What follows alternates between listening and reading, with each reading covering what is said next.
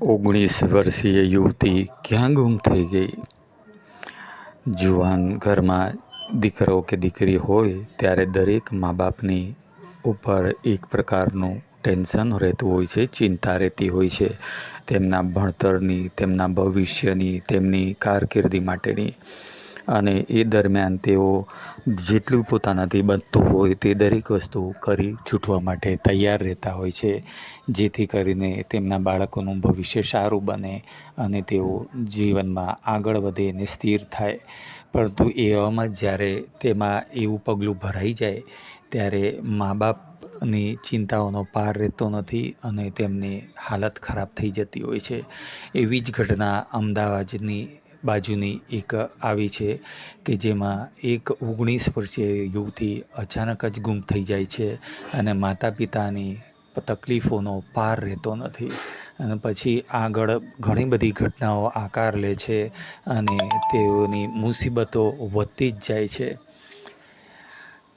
અમદાવાદમાં રહેતી એક યુવતીને સોશિયલ મીડિયા મારફત એક અન્ય યુવતીનો પરિચય થાય છે. લગભગ એ 18 વર્ષની યુવતી હશે અને સામે બીજી યુવતી એ 23-24 વર્ષની. બંનેને સોશિયલ મીડિયા ઉપર એકબીજાને ઓળખાણ થાય છે. જેવી રીતે સામાન્ય રીતે આજકાલ સોશિયલ મીડિયાનો ઉપયોગ કરતા હોય તેમને છોકરા હોય તો મિત્રો કે બહેનપણીઓ હોય તો તેમને બહેનપણી છોકરી સાથે મિત્રતાઓ કરતા હોય છે, હાય હેલો ચીટ મળવાનું. એવી જ રીતે આ 18 વર્ષીય યુવતીને એક ફ્રેન્ડ મળે છે. જોતજોતામાં બંને વચ્ચેનો પરિચય વધે છે તો તેઓ એકબીજાને મળવા લાગે છે અને એકબીજા સાથે સારો એવો સમય વિતાવે છે. મા બાપને જ્યારે થોડોક સમય થયો પછી અચાનક જ આ જે 18 વર્ષીય યુવતી છે ખૂબ વધુ પડતો સમય બહાર રહેતી હતી ત્યારે મા બાપને ચિંતા થઈ તો તેમણે તપાસ કરી અને પૂછપરછ કરી.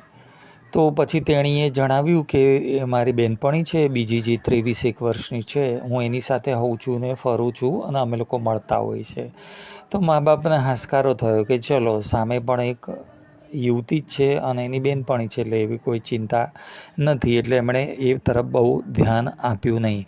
એમ કરતાં કરતાં તે 18 વર્ષની યુવતી 19 વર્ષની થઈ જાય છે અને એ લોકોનું ભણવાનું સાથે સાથે આવો મેળાપ ચાલુ રહે છે.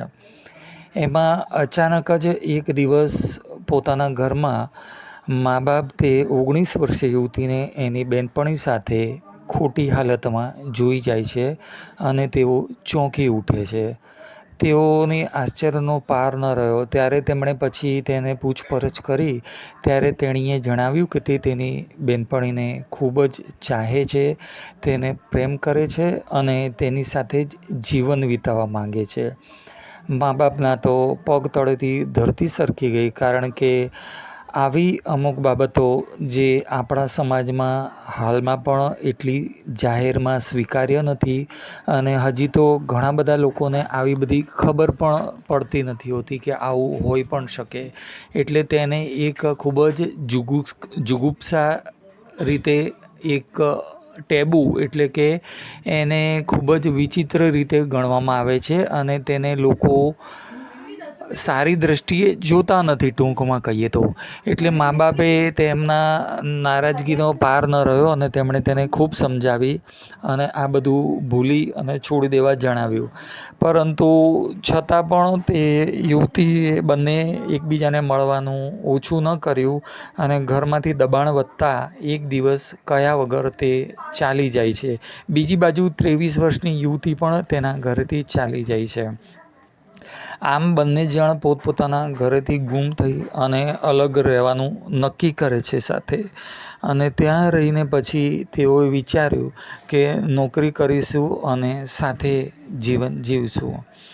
આમ આ બાજુ મા બાપ કોઈને કહી શકે નહીં અને કોઈને ફરિયાદ પણ ન કરી શકે, કારણ કે તેઓ એવું માનતા હતા કે આવી વાત બહાર પડશે તો બહુ જ બદનામી થશે, કારણ કે આ એક ખૂબ જ વિચિત્ર પ્રકારની વાત એમને લાગતી હતી.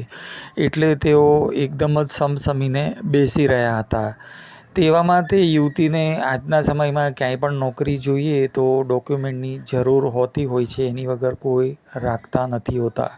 એટલે તે 19 વર્ષીય યુવતીને નોકરી કરવા માટે પોતાના ડોક્યુમેન્ટની જરૂર હતી, જે તે લીધા વગર ઘરેથી નીકળી હતી. આમ તે પોતાના સ્કૂલ કોલેજના કે જે બી સર્ટિફિકેટ હોય અને જન્મનો દાખલો લેવા માટે પોતાના ઘરે જાય છે. ત્યારે મા બાપ તેને દાખલો લેવા આવી છે એ જાણતા જ તેને પછી ચૂપચાપ બેસાડી રાખે છે અને એ પછી તેઓ ચૂપચાપ જ પોલીસને જાણ કરે છે. આમ તાબડતોબ પોલીસ પણ ઘટના સ્થળે પહોંચે છે અને આ બધી બંને પક્ષની વિગતો જાણે છે. થોડો ઘણો હોબાળો પણ થાય છે, પરંતુ આટલું થયા પછી પણ તે યુવતી ખૂબ જ મક્કમ હતી કે તે પોતાની 23 વર્ષની મહિલા મિત્ર સાથે જવા માગે છે, તેની સાથે રહેવા માગે છે અને તેની સાથે જ જીવન વિતાવવા માગે છે.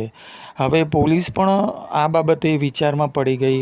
ઘરના લોકો પણ પોતે એકદમ દુઃખ અને ચિંતામાં ગરકાવ થઈ ગયા, કારણ કે આ 19 વર્ષની યુવતી કોઈ પણ રીતે વાત માનવા તૈયાર જ નથી અને તેણે ભારપૂર્વક જણાવ્યું કે તેને ફક્ત છોકરીનું જ આકર્ષણ છે અને તે તેની બહેનપણીને જ ચાહે છે, તે તેને જીવનસાથી તરીકે પસંદ કરી ચૂકી છે.